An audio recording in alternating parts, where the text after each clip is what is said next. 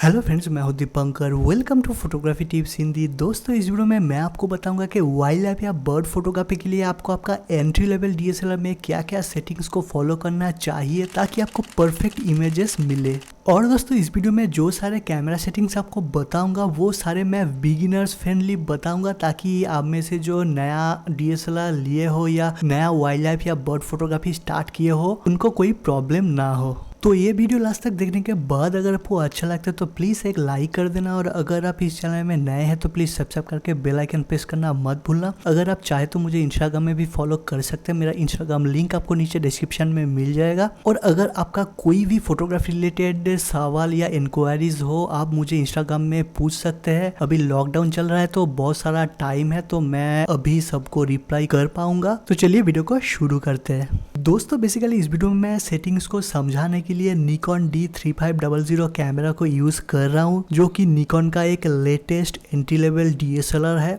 और यहाँ पे सेटिंग्स को बताने के साथ साथ उस सेटिंग्स का कैनन का जो टर्म्स है वो भी मैं बताता जाऊँगा ताकि कैनन के यूज़र को भी यहाँ पे प्रॉब्लम ना हो। दोस्तों, मैं बेसिकली मैनुअल मोड में ही वाइल्ड लाइफ या बर्ड फोटोग्राफी करता हूँ, पर अगर आप बिगिनर्स हैं तो मैं आपसे रेकमेंड करूंगा कि आप अगर बर्ड या एनिमल्स मूव नहीं कर रहा है या एक जगह पे रेस्ट कर रहा है तो उस टाइम एपर्चर प्रायोरिटी यानी कि निकॉन में ए मोड और कैनन में एवी मोड में शूट कीजिए। और अगर बर्ड्स या एनिमल्स मूव कर रहा है तो आप यहाँ पे निकॉन में शटर प्रायोरिटी एस या कैनन में टीवी मोड में शूट कीजिए। दोस्तों, यहाँ पे ये सारे मोड्स या जो सारे सेटिंग्स मैं बताऊंगा वो कैसे काम करता है या उसका डिटेल एक्सप्लेनेशन मैं इस वीडियो में नहीं दूंगा, क्योंकि यहाँ पे जो सारे सेटिंग्स मैं बताऊंगा उन सारे सेटिंग्स का अलग अलग डेडिकेटेड वीडियो मैं ऑलरेडी बना चुका हूँ। तो यहाँ पे मैं जिस सीक्वेंस में सेटिंग्स को बताऊंगा उस सीक्वेंस में ही लिंक नीचे डिस्क्रिप्शन में दे दूंगा। अगर आप नहीं जानते तो वो लिंक को क्लिक करके आप देख सकते हैं।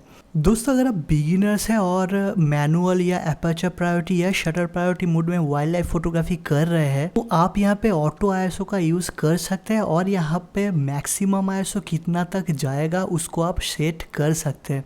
तो इसके लिए आपको यहाँ पे जाना पड़ेगा मेनू पे, उसके बाद यहाँ पे शूटिंग मेनू, और यहाँ पे शूटिंग मेनू के अंदर आईएसओ सेंसिटिविटी सेटिंग्स आपको देखने को मिलेगा। और इसके अंदर आके यहाँ पे आप ऑटो आईएसओ सेंसिटिविटी कंट्रोल को अगर ऑफ है तो आप ऑन कर लीजिए। और यहाँ पे मैक्सिमम सेंसिटिविटी को आप यहाँ पे 3200 पे सेट कर सकते हैं, क्योंकि जनरली 3200 के ऊपर एंट्री लेवल डीएसएलआर में बहुत ही ज़्यादा नॉइस चला आता है। तो आप यहाँ पे मैक्सिमम आईएसओ को 3200 या 6400 पे सेट कर सकते हैं। तो यहाँ पे इसका मतलब आप मैक्सिमम सेंसिटिविटी जितना सेट करेंगे ऑटो आईएसओ में भी आपका कैमरा का आईएसओ उस नंबर का ज़्यादा नहीं जाएगा। और यहाँ पे कैनन के डीएसएलआर में भी आपको ये चूज करने का ऑप्शन मिलता है, तो आप कैनन के डीएसएलआर में भी ये कर सकते हैं। दोस्तों, इसके बाद अपना कैमरा का रिलीज मोड को सिंगल से कंटिन्यूअस शूटिंग मोड में सेट कर लीजिए, क्योंकि कंटिन्यूअस शूटिंग मोड में जब आप कैमरा का शटर बटन को प्रेस करके रखेंगे तो कैमरा का एफपीएस के हिसाब से कैमरा कंटिन्यूअसली एक सीरीज ऑफ इमेजेस लेता रहेगा। और वाइल्ड लाइफ फोटोग्राफी में जब आप कोई मोमेंट को शूट कर रहे हैं तो उस टाइम जब आपको एक सीरीज में बहुत सारा इमेजेस मिलता है तो उन इमेजेस में जो बेस्ट मोमेंट आता है वो चूज करने में बहुत ही आसानी होता है। तो यहाँ पे आप कंटिन्यूअस शूटिंग मोड पे सेट कर लीजिए।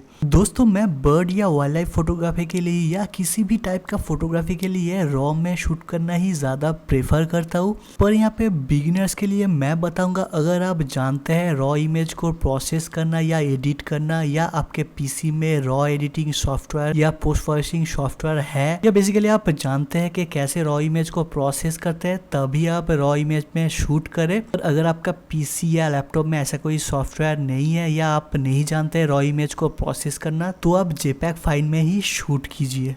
पर अगर आप अभी के लिए नहीं जानते पोस्ट प्रोसेसिंग करना पर फ्यूचर में सीखना चाहते हैं और आपका पीसी या लैपटॉप में मेमोरी ज़्यादा है, तो आप यहाँ पे रॉ प्लस जेपैग फाइल पे शूट कर सकते हैं। इसमें शूट करने का जो फ़ायदा है, आपको यहाँ पे सेम फ्रेम का एक रॉ इमेज और एक जेपैग इमेज मिलेगा। तो अभी के लिए आप जेपैग इमेज को यूज़ कर सकते हैं और रॉ इमेज को फ्यूचर में डेवलपमेंट करने के लिए रख सकते हैं। तो यहाँ पे जेपैक शूटर या जो सारे फ्रेंड्स ज़्यादा पोस्ट प्रोसेसिंग नहीं करते हो उसके लिए कुछ एडिशनल सेटिंग्स मैं यहाँ पे बता देता हूँ। तो यहाँ पे आप मेनू पे जाइए, उसके बाद शूटिंग मेनू, और यहाँ पे आप आइए सेट पिक्चर कंट्रोल ऑप्शन पे, और यहाँ पे सेट पिक्चर कंट्रोल को आप यहाँ पे स्टैंडर्ड से वीबिट पे रख सकते हैं। जनरली वीबिट पे सेट करने पे आपका जो वाइल्ड लाइफ फोटोग्राफ्स होता है वो और भी ज़्यादा कलरफुल, वाइब्रेंट या फ्रेश आपको लगता है। तो आप यहाँ पे इसको वीबिट पे रख के भी वाइल्ड लाइफ या बर्ड फोटोग्राफी कर सकते हैं।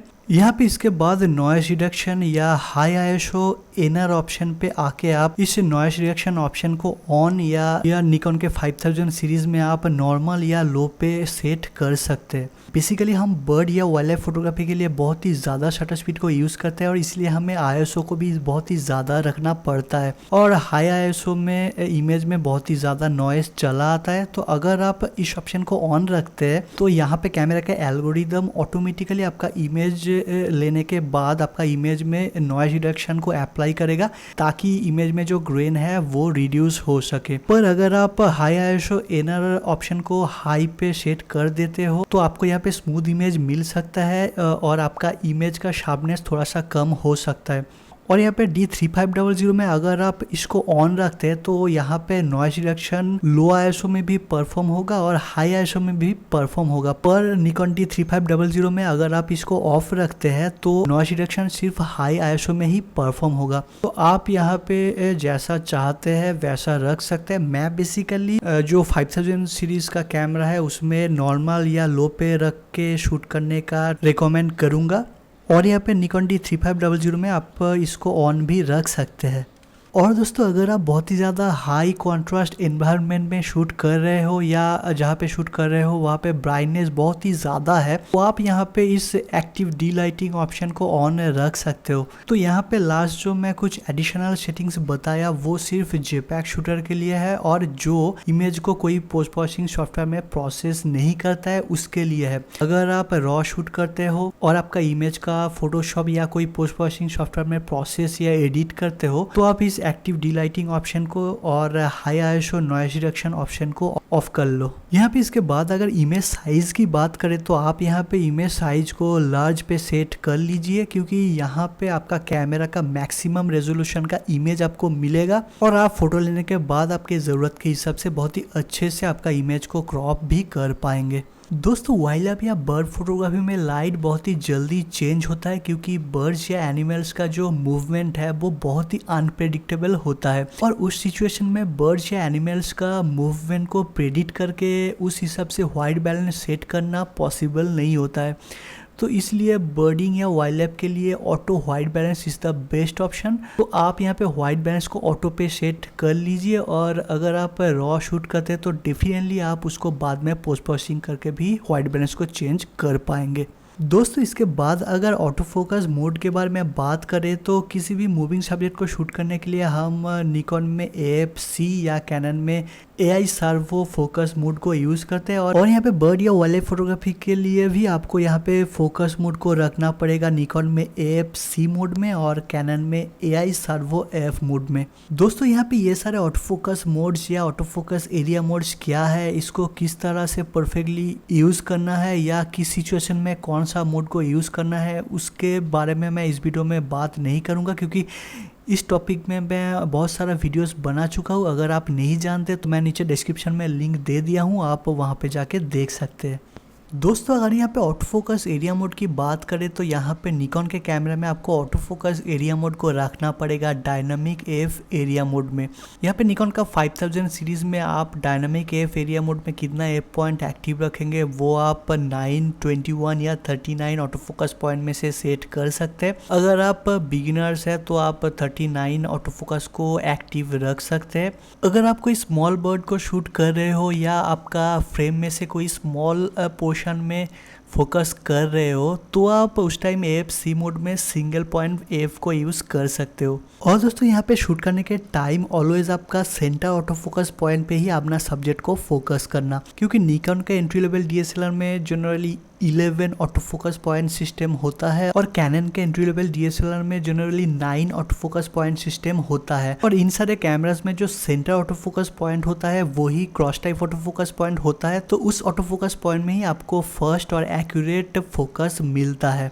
और यहाँ पे जो निकॉन के यूज़र है उनको मैं बताऊंगा कि यहाँ पे जो 3D ट्रैकिंग मोड है और यहाँ पे जो ऑटो एरिया एफ मोड है इसको आप कभी भी बिल्कुल भी यूज़ मत करना। 3D tracking mode moving subject को ट्रैक करने के लिए उतना ज़्यादा इफेक्टिव नहीं है। तो मैं इन सारे ऑटो फोकस एरिया मोड्स के बारे में भी वीडियो बना चुका हूँ और उसमें मैं सारे एरिया मोड्स को प्रैक्टिकली एक्सप्लेन किया था, तो अगर आपने नहीं देखा तो उसका लिंक भी आपको नीचे डिस्क्रिप्शन में मिल जाएगा। दोस्तों जनरली हम शटर बटन को हाफ प्रेस करके अपना सब्जेक्ट को फोकस करते हैं, पर वाइल्ड लाइफ या बर्ड फोटोग्राफी के लिए मैं आपको रिकमेंड करूंगा कि बैक बटन फोकस को यूज़ करें। यानी कि यहाँ पे D3500 में जो यहाँ पे AEL और AFL बटन है उसको आप फोकस करने के लिए यूज़ करें और शटर बटन से सिर्फ फ़ोटो ले। तो यहाँ पे फोकस को AEL और AFL बटन पे सेट करने के लिए आपको यहाँ पे जाना पड़ेगा मेनू पे। उसके बाद यहाँ पे सेटअप मेनू और सेटअप मेनू के अंदर यहाँ पे आपको आना पड़ेगा बटन्स ऑप्शन पे। और यहाँ पे बटन्स ऑप्शन पे आने के बाद यहाँ पे जो फर्स्ट ऑप्शन है असाइन AEL/AFL बटन, उसके अंदर आना पड़ेगा और उसके अंदर यहाँ पे आपको इसको सेट करना पड़ेगा एफ ऑन ऑप्शन पे। और यहाँ पे जो थर्ड ऑप्शन है एफ एक्टिवेशन, उसको आपको डिसेबल कर लेना है। और यहाँ पे आप शटर रिलीज बटन AEL इस ऑप्शन को भी ऑन कर लीजिए। तो बेसिकली इसका मतलब जब आप फोकस के लिए बैक बटन को यूज़ कर रहे हैं तो उस टाइम आप जब शटर बटन को हाफ प्रेस करेंगे तब आपका कैमरा ऑटो एक्सपोजर को लॉक करेगा। तो दोस्तों बेसिकली मैं बैक बटन फोकस के ऊपर डेडिकेटेड वीडियो ऑलरेडी बना चुका और उस वीडियो में मैं बहुत ही प्रैक्टिकली एक्सप्लेन किया था कि हर टाइप के फोटोग्राफी में बैक बटन फोकस आपको कैसे एडवांटेजेस देता है और निकॉन के हर एक कैमरा में या कैनन के कैमरा में आप इसको कैसे सेट कर पाएंगे उसको भी मैं उस वीडियो में बताया था। तो अगर आप नहीं जानते या नहीं देखा तो उस वीडियो का लिंक भी आपको नीचे डिस्क्रिप्शन में मिल जाएगा। दोस्तों इसके बाद अगर मीटरिंग मोड की बात करें तो बर्ड या वाइल्ड लाइफ फोटोग्राफी के लिए मैं ज़्यादातर मैट्रिक्स या कैनन का इवैल्यूएटिव मीटरिंग मोड में ही शूट करता हूँ और कुछ टाइम मैं स्पॉट मीटरिंग मोड में भी शूट करता हूँ। तो मैं मीटरिंग मोड के ऊपर भी वीडियो ऑलरेडी बना चुका हूँ, आप वो वीडियो देख के समझ सकते हैं कि आपको कौन सा सिचुएशन में कौन सा मीटरिंग मोड को यूज़ करना चाहिए। उसका लिंक भी आपको नीचे डिस्क्रिप्शन में दे दिया हूँ। दोस्तों बर्ड या वाइल्ड लाइफ फोटोग्राफी में शटर स्पीड एक बहुत ही इंपॉर्टेंट रोल प्ले करता है और आप अगर कोई मूविंग सब्जेक्ट को ट्रैक कर रहे हैं या मूविंग बर्ड्स को ट्रैक कर रहे हैं तो इस टाइम आपको आपका कैमरा का शटर स्पीड मिनिमम 1000 सेकेंड रखना पड़ेगा। जितना आप ज़्यादा रखोगे उतना अच्छे से आपका सब्जेक्ट का मोशन को फ्रीज कर पाओगे। तो मैं जनरली जब मैं बर्ड को उड़ते हुए कैप्चर कर रहा हूँ या कोई फर्स्ट मूविंग एनिमल्स को शूट कर रहा हूँ तो इस टाइम मैं ट्राई करता हूँ शटर स्पीड को 1000 से ज़्यादा रखने का। और जब मैं किसी बर्ड का पोर्ट्रेट लेता हूँ तो उस टाइम मैं एफ स्टॉप नंबर को ज़्यादा रखता हूँ, तो इसलिए उस टाइम शटर स्पीड को थोड़ा सा कम रखता हूँ और जनरली उस टाइम मैं 1500 सेकेंड के आसपास रखता हूँ। अगर यहाँ पे एफ स्टॉप नंबर या एपर्चर की बात करें तो जब आप बर्ड्स को उड़ते हुए कैप्चर करना चाहते हो या कोई फर्स्ट मूविंग एनिमल को शूट कर रहे हैं तो उस टाइम आपको शटर स्पीड को ज़्यादा रखना पड़ता है, तो इसलिए आपका इमेज डार्क आ जाता है, तो इसलिए आपको एफ स्टॉप नंबर को भी कम करना पड़ता है।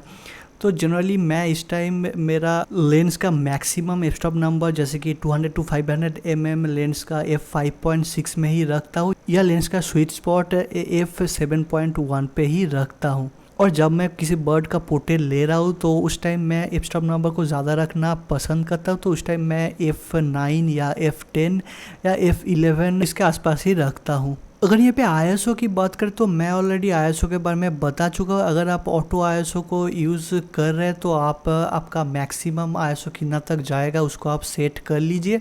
और अगर आप मैनुअली ISO को सिलेक्ट कर रहे हैं, मैं जनरली मैनुअली ISO को ही सिलेक्ट करता हूँ, तो मैं जिस टाइम शूट कर रहा हूँ उस टाइम लाइट के हिसाब से एक ISO वैल्यू को सेट करता हूँ और उसके बाद मैनुअल मोड में शटर स्पीड और एपर्चर को कंट्रोल करता हूँ।